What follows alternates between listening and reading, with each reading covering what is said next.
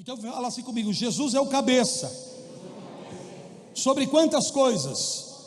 Todas essas coisas que foram dadas a quem?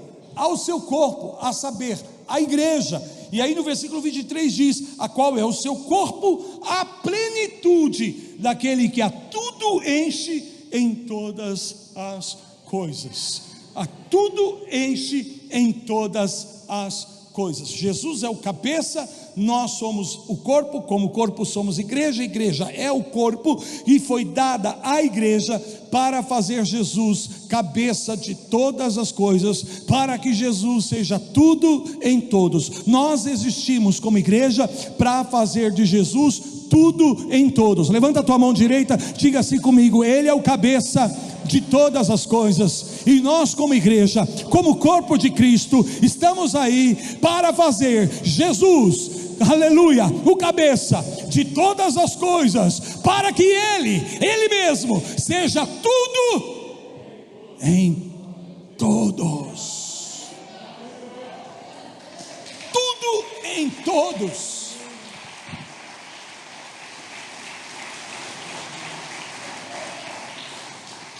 Fala assim comigo: eu já estou entendendo que a igreja é o corpo de Cristo, e que esse corpo está aí para fazer que Jesus seja tudo em todos, porque Ele já é o cabeça de todas as coisas, o cabeça da educação, do governo, das famílias, da tecnologia, da ciência, de todas as coisas. Ele é o cabeça de todas as coisas, Ele é o cabeça, e nós estamos aqui como igreja para sujeitar todas as coisas ao cabeça, que é Cristo Jesus, e a operarmos o nosso chamado, a operarmos a herança que nós temos nos santos, e a operarmos a riqueza do seu poder que opera em nós, nós vamos fazer Jesus cabeça de todas as coisas, para que Ele seja tudo em todos.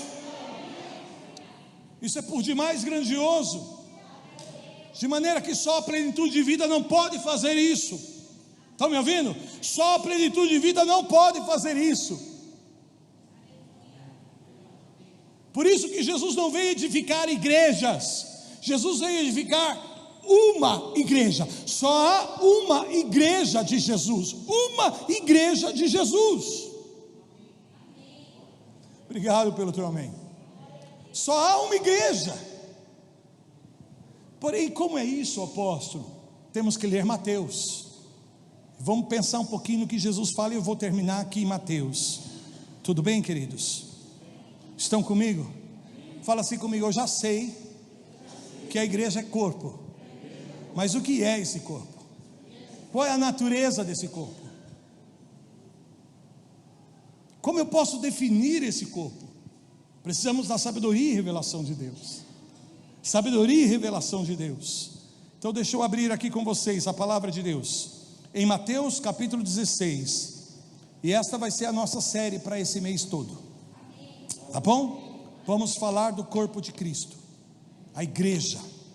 E vamos entender qual é o nosso papel como igreja local, nessa igreja global, nessa igreja eterna. Então veja, você acha que nós, plenitude de vida, vamos conseguir fazer Jesus cabeça de todas as coisas sozinhos? Não, não vamos. Mas uma parte nos é dada, e a parte que nos cabe nós queremos cumprir. E para que possamos cumprir, nós precisamos reconhecer a verdadeira identidade da igreja. Assim como eu e você só podemos operar plenamente a nossa vida quando nós conhecemos a nossa verdadeira identidade, porque antes da função vem a identidade, porque não há formação sem identidade, e quando não há formação a coisa não funciona direito. Faz sentido o que eu estou falando para vocês? Vou dizer de novo: identidade vem primeiro de função, não é o mais importante a função.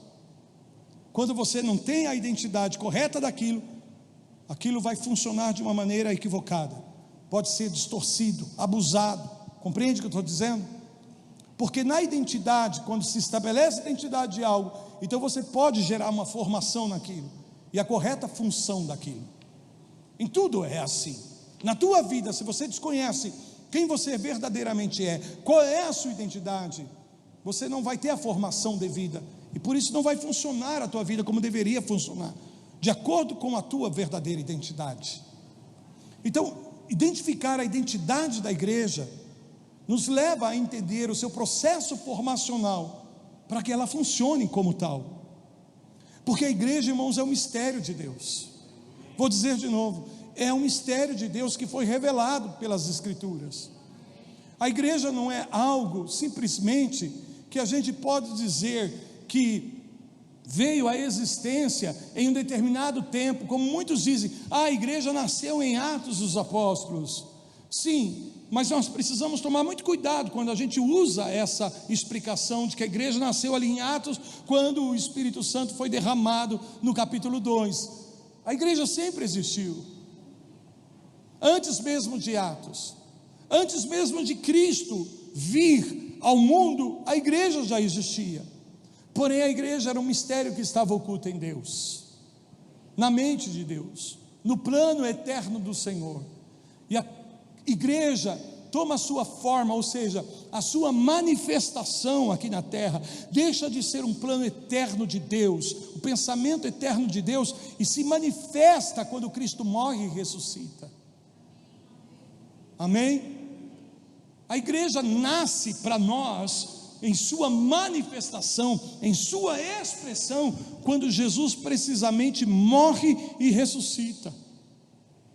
Fala assim comigo, a igreja, ela vem à manifestação, talvez seja essa a melhor palavra, ela vem à manifestação, diga isso comigo, ela vem à manifestação, na morte e ressurreição de Cristo, ou seja, na obra consumada, pelo Filho, quando na sua última frase na cruz ele diz, está consumado, está feito, a obra está terminada, a obra está acabada. O primeiro dia de Adão em Gênesis é dentro da obra feita, terminada por Deus, amém? Da mesma forma que Jesus, quando ele morre ali na cruz, ele termina, ele completa a obra que era necessária. Então a igreja começa a operar na obra consumada do Filho, naquilo que Jesus efetuou, realizou. Por isso em Mateus capítulo 16, estão comigo? Mateus 16, abra e vamos ver algumas coisas importantes aqui. Versículo de número 13. Indo Jesus para os lados de Cesareia de Filipe, perguntou a seus discípulos, quem diz o povo ser o Filho do Homem? Olha a sabedoria humana aí, gente. O que as pessoas dizem a respeito de Jesus? Qual é a definição que eles têm? Qual é o pensamento que eles têm a respeito de Jesus? E aí os discípulos disseram, uns dizem que o Senhor é João Batista, outros Elias, e outros ainda dizem que o Senhor é Jeremias, e alguns dos profetas. E aí Jesus fecha aqui o foco e diz, mas vós, continuou ele, quem dizeis que eu sou? Tá bom, essa é a opinião das pessoas, é a maneira como as pessoas me veem, me definem. E vocês, como me definem? Quem eu sou para vocês? E aí você conhece o texto, a clássica resposta de Pedro. Simão Pedro disse, tu és o Cristo, o Filho do Deus vivo. Ele não disse, tu és Cristo, ele disse, tu és o Cristo. Faz toda a diferença aí. O Filho do Deus vivo. Percebe que os olhos de Pedro se abriram aqui? Não os olhos naturais, não a percepção humana, não a definição que ele mesmo tinha de quem era Jesus, mas ele recebe revelação. De quem? De Deus, para ver algo que por ele mesmo não seria capaz de ver. Estão comigo? Diante disso, Jesus ficou impressionado. Agora eu vou te falar com muita segurança. Pedro teve a revelação, mas ele ainda não tinha a sabedoria. Ele só foi ter a sabedoria depois. Mas agora ele tem a revelação. Então fala assim comigo: a revelação não é tudo, mas é uma parte importantíssima, imprescindível. E junto com a revelação, eu preciso do quê? Da sabedoria. E aí ele diz: tu és o Cristo, Filho do Deus vivo. Então Jesus lhe afirmou: bem-aventurado és, Simão Barjonas, porque não foi o quê? Carne e sangue que tu revelaram, não foi sabedoria humana, mas o meu Pai que está nos céus.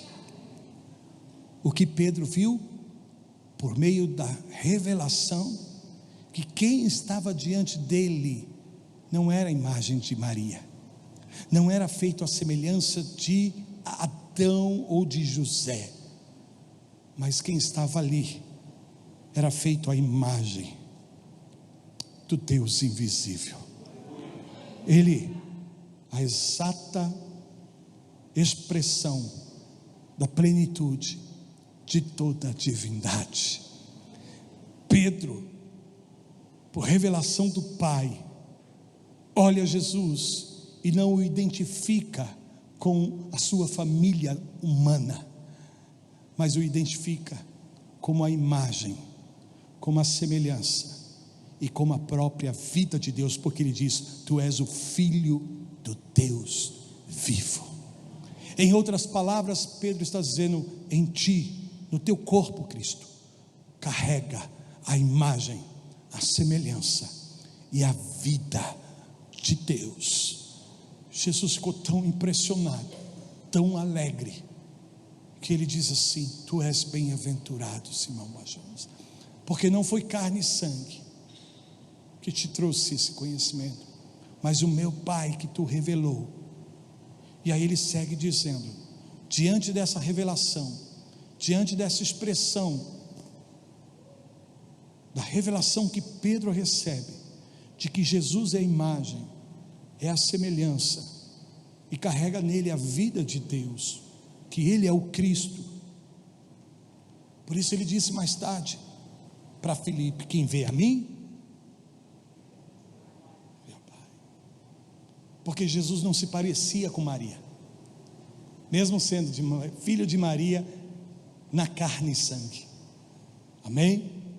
No natural, mas ele trazia a expressão da imagem e da semelhança de Deus na sua vida, expressão essa que Deus colocou em Adão, e que foi perdida por conta da sua desobediência, por conta do pecado.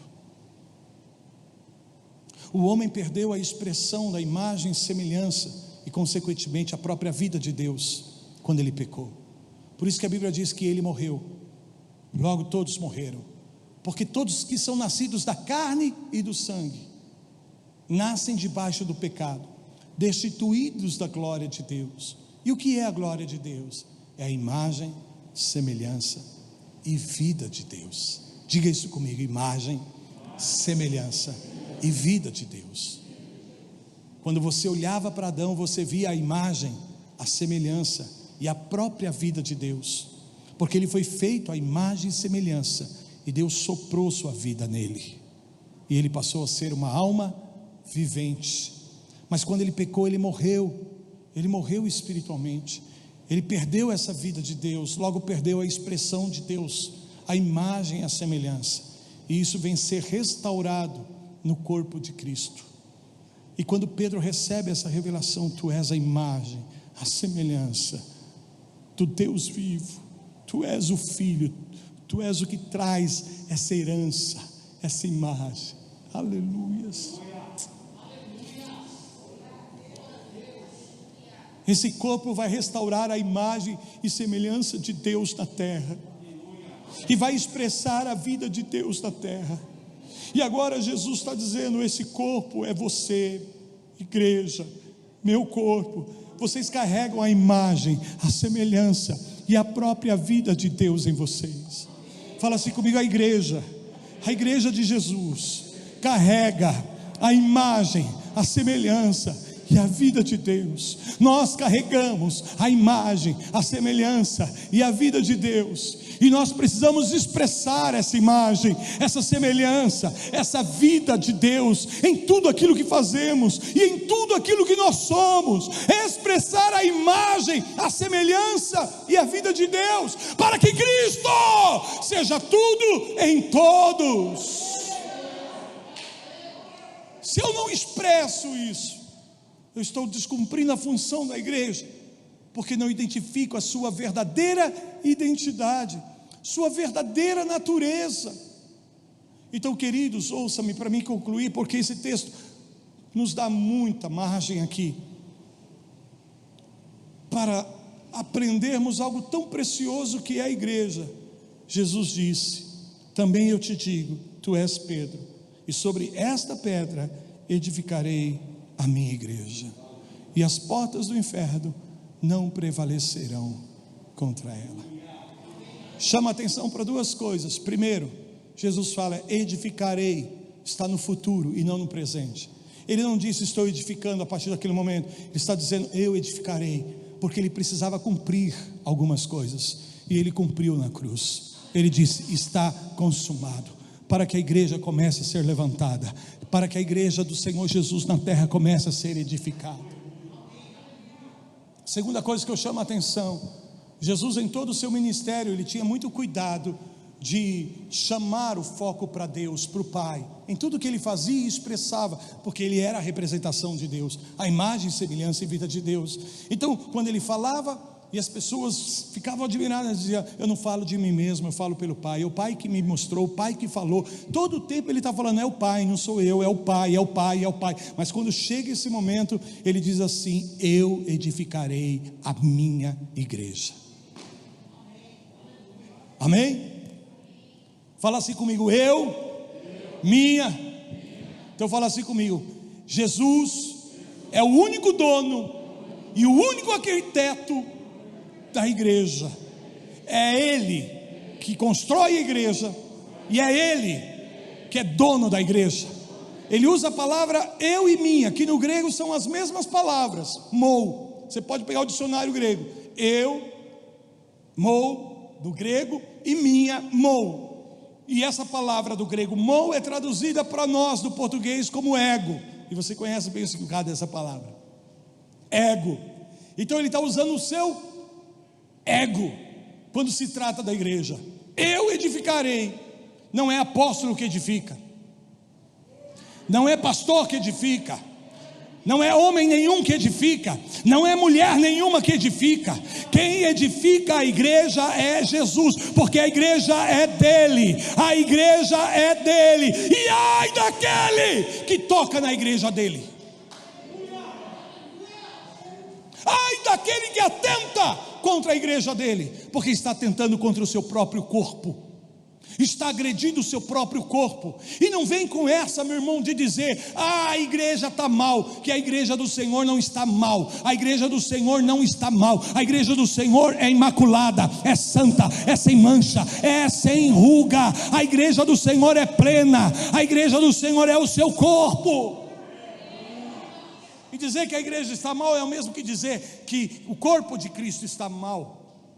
Dizer que a igreja está enferma, eu fico, irmãos, boca aberta quando muitos preletores, pregadores da palavra de Deus, usam a mídia para atacar a igreja do Senhor, para dizer que a igreja não presta, que a igreja está mal, que a igreja está não sei o que, que a igreja está doente. Doente está a tua vida, doente está a tua experiência, doente está a tua percepção, mas a igreja de Jesus não, ela é santa, ela é imaculada, ela é sem mancha, ela é sem ruga.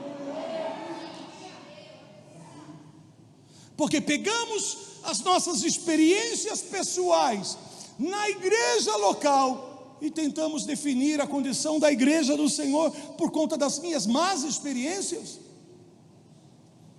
por conta dos problemas que existem entre nós. Não há conflito entre eu e você, não há conflito entre nós aqui, irmãos, que possa definir a igreja do Senhor.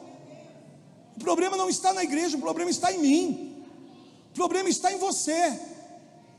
E cabe a cada um de nós assumirmos a nossa parcela de responsabilidade nos conflitos, para corrigir o que tem que ser corrigido, para que nós sejamos a expressão desta igreja santa, imaculada e irrepreensível. Porque nós somos parte dessa igreja. Somos parte dessa igreja. Porque a igreja de Jesus, ela tem 3 dimensões, digamos assim, na forma como ela se expressa. Fala-se comigo. Primeira, igreja local. Segundo, igreja global. E terceiro, igreja. Está fraco, todos? Igreja eterna. Fala-se comigo, é uma só igreja, mas que se expressam em 3 dimensões. Fala-se comigo, a igreja eterna é aquela que foi levantada na cruz, amém? De todos os tempos, sem mancha, sem mácula, sem ruga. Nessa igreja que eu e você somos parte, estamos assentados acima de principados e potestades e poderes e domínios e nomes. Estamos acima nas regiões celestiais, somos mais do que vencedores. Essa igreja, o porta do Hades não pode vencer, não pode prevalecer.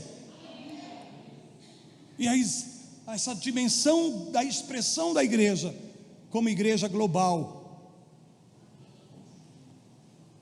que tem vários níveis, amém? Vários níveis. Por exemplo, um nível é a igreja global que se reúne no Embu das Artes, da qual eu e você somos parte, da qual a Plenitude de Vida é parte, mas há tantas outras igrejas que são parte dessa igreja global, amém? No estado de São Paulo, no Brasil e no mundo. Por isso, igreja global. E ainda existe essa primeira dimensão da expressão da igreja, que é a igreja local, que tem vários níveis. Por quê? Deixa eu te explicar. Se nós temos a igreja do Pinheirinho, nós somos uma só igreja. Ela é uma congregação da igreja local, Plenitude de Vida. Então ela é um nível dessa igreja local. Mas você com a sua família também é uma igreja. É um nível dessa igreja local. Por isso que muitas vezes você vai ver na Bíblia a igreja que está na casa de fulano. Tua casa, tua família é a igreja de Cristo. E você individualmente, cada um de nós somos a igreja de Cristo. É um nível só, é uma dimensão só, perdão, mas em vários níveis, porque a igreja local é composta por várias pessoas que são igreja, que por suas vezes são parte de uma família que deve ser a igreja, amém? Que está na igreja local, que é parte da igreja local e que é parte da igreja eterna, gloriosa, que foi levantada e está sendo edificada em todos os tempos, em todos os lugares. Aonde está a nossa dificuldade, irmãos? Na igreja eterna? Não. Aonde está a nossa dificuldade? No nível global e no nível local. Aonde estão os nossos conflitos? Na igreja eterna? Não. Contra essa igreja, a porta do Hades não pode prevalecer. Mas quantas igrejas locais já fecharam suas portas? Por conta de ataques, de problemas, de dificuldades.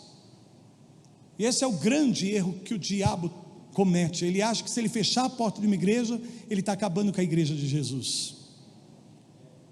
Ele só atingiu uma expressão local, mas nunca a igreja gloriosa do céu. A porta do Hades nunca vai prevalecer. Por isso a perseguição no mundo todo contra a igreja do Senhor, em todas as suas formas e maneiras, mas a igreja continua prevalecendo, porque somos parte dessa igreja gloriosa. Diga assim comigo, eu sou parte da igreja gloriosa. Então, se você tem uma má experiência com um pastor, não tente definir a igreja por conta dessa má experiência. Se você teve problema em um conflito com o diácono da igreja, querido, não pegue isso e transfira isso para a igreja gloriosa do Senhor. Saiba distinguir, saiba discernir, que como igreja local, nós estamos sendo construídos a cada dia, formados a cada dia, para sermos conforme a igreja gloriosa, porque a igreja gloriosa é a exata expressão de Cristo. Aonde está o problema? O problema está justamente em quem nós éramos, em quem hoje somos e em quem nós deveremos ser. Por que tem igreja local?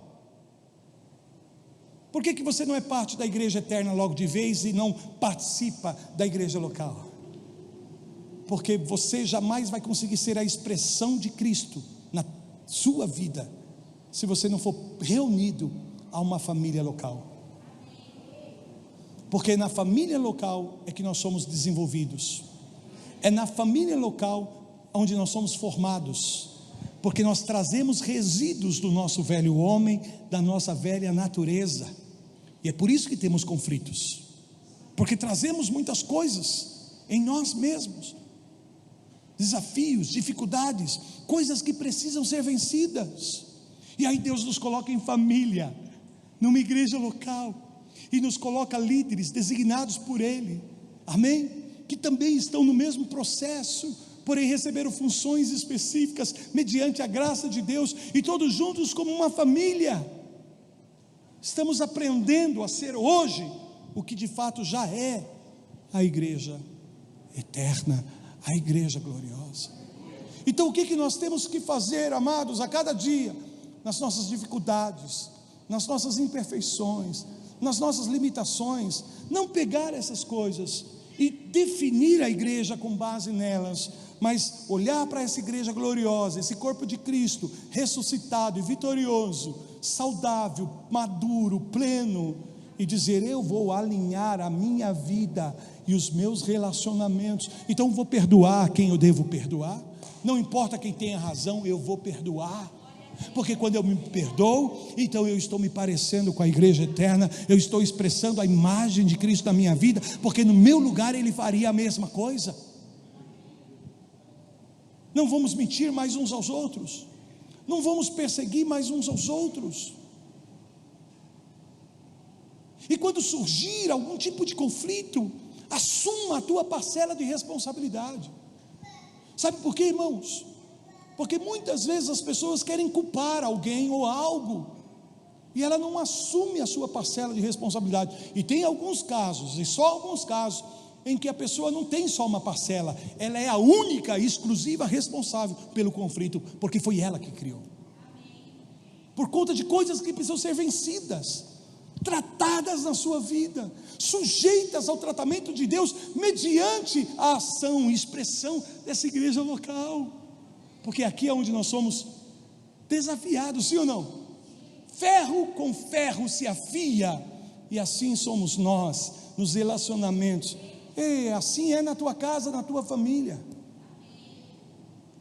para que seja uma igreja de Cristo lá, conforme a igreja eterna e gloriosa, essa família local precisa se sujeitar. E como é que você aprende a ser família de Deus na tua casa? Sendo família de Deus na igreja local, porque aqui está o modelo. Por isso que nós precisamos nos reunir, por isso que a Bíblia diz: irmão, cuidado com essas pessoas que estão vindo pregar, dizendo que você não precisa fazer parte de uma igreja local. Parece ser muito espiritual isso, mas isso atenta contra aquilo que Jesus quer para o seu corpo, porque nós somos conjuntamente, mutuamente edificados, não sozinhos, nunca sozinhos como corpo de Cristo. Entende o que eu estou dizendo? É juntos, é quando nós, por isso nós temos que congregar. Não deixe de congregar, não deixe de participar, não deixe de estar na tua igreja local, que não é toda igreja, mas é uma expressão. Ame a tua igreja local e trabalhe e ore para que a tua igreja local a cada dia seja conformada, modelada à imagem de Cristo Jesus, do seu corpo, que é a sua igreja gloriosa, eterna, maravilhosa, plena, vitoriosa. E aí nós vamos acessar esses recursos que estão no corpo de Cristo, da qual eu e você somos parte. Diga comigo: eu sou a igreja. Minha casa é uma igreja. Minha congregação é uma igreja. Nós somos a igreja do Senhor. Ponte de pé em nome de Jesus.